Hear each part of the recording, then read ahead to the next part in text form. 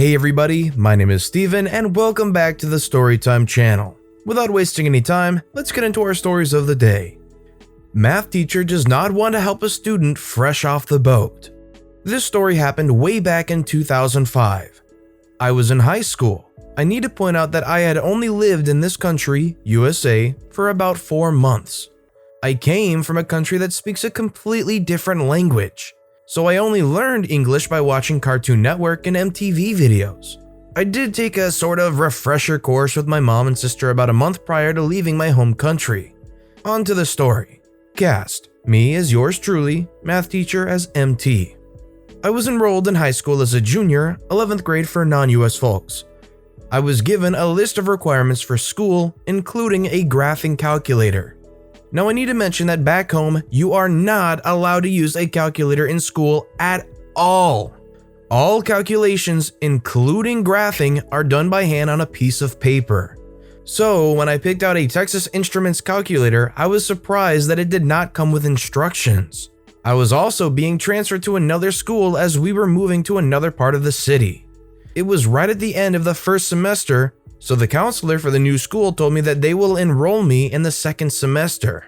So the first day of second semester, and I start finding all of my classes. Everything is great until I get to math class. I get a book issued from the teacher and I'm given some basic explanation on what the class has gone through so far. I pull out my calculator as the teacher stated that it was a requirement for the class and that we will use it heavily. I was still used to doing my graphing on a piece of paper, and since I had never used a calculator like that before, I preferred to do it this way. The teacher saw me and after class pulled me aside to ask why I was not using the calculator. I explained that I had been in the country for only a couple of months and had no idea how to use the device to do the calculations. The teacher just scoffed. I asked him if he could spare some time and maybe help me after school. He just looked at me and said, "If you have not learned how to use it by now, it's too late." I spent the rest of the week going through the book and doing all the homework in the whole book. It didn't take me more than about 3 days to solve everything in the book. I forgot to mention that I was studying graphing when I was in the 7th grade, so this was really basic for me. I made sure to write the answers in the book with a pencil as the book was assigned to me from the school, and I did not want to cause any trouble for myself or my parents, as I was not exactly sure what the rules were. I spent the upcoming weekend using my dial-up internet to find any and all information on the calculator. I was able to find that the calculator was built using open source software, so a lot of beginner programmers were creating or porting games to the calculator from other sources. I was able to erase any and all graphic functions from the calculator and was able to fill it with games. Anytime you hit the graph function on the calculator, a menu of games would pop up. Anytime you would open up the apps menu of the calculator, another list of games would pop up. Now I had my calculator set to help me kill time in my math class as everything the teacher was teaching, I already knew. I made sure that when I went back to his class the following week, that I sat at the opposite end of the teacher. He was in the front right side of the room and I was all the way in the back left. As the class was not completely full, there was sort of a buffer zone, empty seats, separating me from the rest of the class, as to not disturb the rest of the class. I still wanted to be courteous because I knew that I could get into trouble for not paying attention, but since I had already finished all the homework for the year, I thought that this was the best option for me. At the time, I did not know that I could take a test to get out of the class and sign up for something else, as I was told that I needed to get math classes to be able to graduate.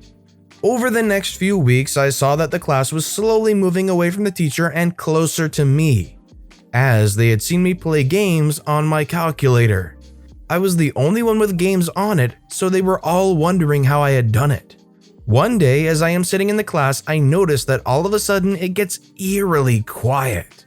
I also feel this weird sensation that somebody is staring at me. I look to my left, only to see 2 feet, one of them tapping angrily on the floor. I follow the legs up to see none other than the teacher. This conversation ensues. "What are you doing?" "I'm playing a game." "Why? Why are you not working with the rest of your class?" "Because I already know this stuff and I am bored."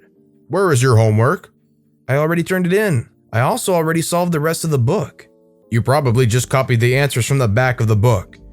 In the US at the time, math books had half of the problems in the book already answered in the back. It was either the odd or the even numbered questions. No, I did not. I solved the other half of the book that does not have the answers. So you think you are smarter than me? Well, let's see how smart you are.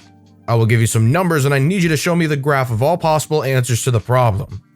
I proceeded to pull out a piece of paper from my backpack as well as a pencil, an eraser, and a ruler. What are those? My graphing tools. No, I need you to use your calculator. Mine does not do that. The teacher proceeded to snatch my calculator and turned it on. He hit the graphing button and without looking at it, turned it over to me and said, "This is the graphing menu." No, it is not. That is a menu full of games. The teacher looked at me. Next, he turned the calculator back over and just stared at the menu. He hit another button, then another and another, trying to find a graphing function. It had vanished. He looked at me, ready to write the problem down and solve it. He gave me some random numbers, thinking that he was going to show this kid who was boss. Next, he told the rest of the class to do the problem with me and headed back to his desk. As he was about to sit down, I raised my hand, clutching the finished paper. Done. Okay, put your hand down. No, I will wait till you get done. If I put my hand down, you can say that I cheated and copied the answer from you. So I will wait for you to get done. Fine. You could see he was getting angry. I proceeded to wait for him. He typed in the numbers in his calculator and the graph appeared on the whiteboard. As his calculator was connected to a projector that was showing what he was typing in. Feeling victorious, the teacher got up from his desk and came over to me. He took the paper from my hands and as he looked at it, the smile disappeared from his face. This is correct. How did you manage to do this in the time it took me to walk back to my desk? Takes about 10 seconds or so. If you haven't learned by now, it's too late. You could hear the collective gasps from the rest of the class. He did not touch me at all for the rest of the year. I received an A in the class. I took a more advanced math class the following year, but that was with a different teacher. I never got into any trouble with that teacher. What is this, Star Wars? You trying to learn the Force? Once you hit a certain age, you can't learn how to use a calculator anymore? I don't know what this teacher was going on about. Go to the dean? Okay. Main characters.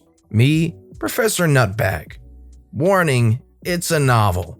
In university, about 15 years ago, I had an English class that started out as an interesting class with frequent trips out of the classroom, lots of fun discussion, etc. Professor Nutbag was interesting, and although his grading was kind of weird, I had an A- in the class. Cue the midterm. Professor Nutbag decided to add some substantial extra credit for people who were having a hard time. The extra credit doubled the point value of the midterm, 200 instead of 100 on your final grade, but it was optional extra credit. I didn't do it because I had an A in the class already. Next class session after the midterm, Professor Nutbag has a big announcement. So many people did the extra credit that he decided to make it part of the grade anyway. My midterm test grade went from an A to a D. My class grade dropped 2 letters as well due to this decision. He said anybody who doesn't like it can come talk to him during his regular office hours and he will fix it with them. So I'm cool with that. I go to his office during regularly scheduled office hours the following day. I have my grade so far prior to the midterm fiasco printed out, as well as my nearly perfect scored midterm, aside from the now apparently mandatory extra credit. I ask him about the midterm fix he promised those who were unhappy.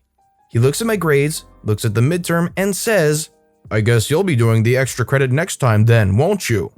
I say that no, I won't, as I don't need it, under the circumstances that the midterm was supposed to be graded, and that I'm here because he promised to fix it for people who didn't need the extra credit. He starts to gather up his papers, says he's got things to do, despite being square in the middle of his listed office hours, and says he's not going to fix my grade. That I should have done the extra credit like my obviously superior classmates. Says that if I don't like it, I can go talk to the dean. But the dean loves him and won't help me out. And then literally tells me to freak off out of his office. Cue the malicious compliance. I did go immediately to the dean of the English department and related the entire situation to him, with my printouts and the story of the class as well as my experience in the professor's office moments before. Despite Professor Nutbag's confidence, the dean was visibly infuriated and asked me to come back to his office that afternoon at 3 p.m. When I returned, Professor Nutbag was present along with the dean. Professor Nutbag was forced to apologize to me in front of the dean for the weird grading scheme, as well as his inappropriate language towards a student, regrade my paper, and calculate my new overall grade in the class right there in the dean's office. The rest of the semester, all my papers were graded at a B no matter what I did. And I tested it a couple of times with really bad papers as well as superior work. Professor Nutbag never pulled that poop with extra credit again in the class, and actually didn't offer any more, period, that semester. He also retired immediately after that semester, despite not being retirement age, in order to spend more time on his writing, according to his announcement in the school student newsletter. That would be a frustrating situation to end up in. If you were in this teacher's class, you chose not to do the extra credit because you knew your grade would be good enough, and then your 90 plus ended up being a D because the teacher decided that the extra credit was official, what would you do? Would you go straight to the dean? Would you try to talk to the teacher? What would be your course of action? Let me know in the comments below. Homeless guy takes a cruise. Back during the first Gulf War, my wife and I were engaged and had a wedding and honeymoon cruise to the Caribbean set up. All expenses paid, food, transportation, etc. On those things, they have all-you-can-eat buffets in a nice dining room. Both of us were active military. Well, the military announces they are sending her over to the Gulf. I stayed stateside but had leave canceled. They ship out 3 days before the wedding and cruise. We were able to reschedule the wedding. Caterer, flowers, reception, DJ, they were all cool. So I called the cruise line and asked to reschedule. They said no, and the tickets were not refundable. I tried to explain we were active military going to war. Nope, no deal. I speak to a supervisor. Nope. Ask the military to help out. No deal. We knew nobody in the area and none of our family could take the cruise. We were freaked. So we went to nearby San Francisco, went to the worst area, and found the dirtiest, most malnourished, homeless 2 people we could find. Lice, bad smell, shopping cart, the whole thing. Gave them the tickets and told them to eat well. The only caveat is I wanted them to send me a postcard so I knew they went. Gave them a stamped addresses envelope. Got a nice card from Martinique. I'll bet the cruise people were bummed. You would think for somebody who's an active member of the military that had an actual situation pop up, they'd be able to help you out somehow. Ship everything back to benefit the full warranty? Alright.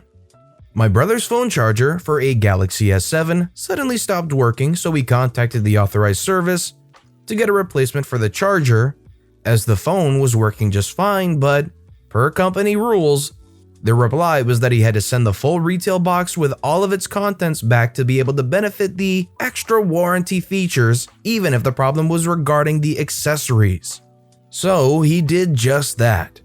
The malicious part of the story is that one of the special features of the warranty program said he was eligible for a full refund or replacement if the problem was not solved within 5 working days. We made sure we had copies of the contract before shipping the box. On the 6th day, he gets a call informing him that his phone was fixed and waiting for him back at the store. We got to the store, he opened the box, didn't even look at the phone, pulled out the contract and showed the guy that specific point. And here, he got to pick the sweet fruits of his malicious compliance. This was happening before the Galaxy S8 launch, so the older model, his model, was on sale with a huge discount. About $230 in our local currency. A bit surprised, the store clerk offered him a replacement right away, which he refused, of course, and asked for the full refund in cash.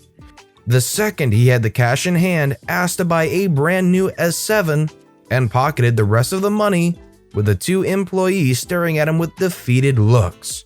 Yeah, we got poop-faced that night. I feel no remorse taking advantage of a company when a company tries to take advantage of you.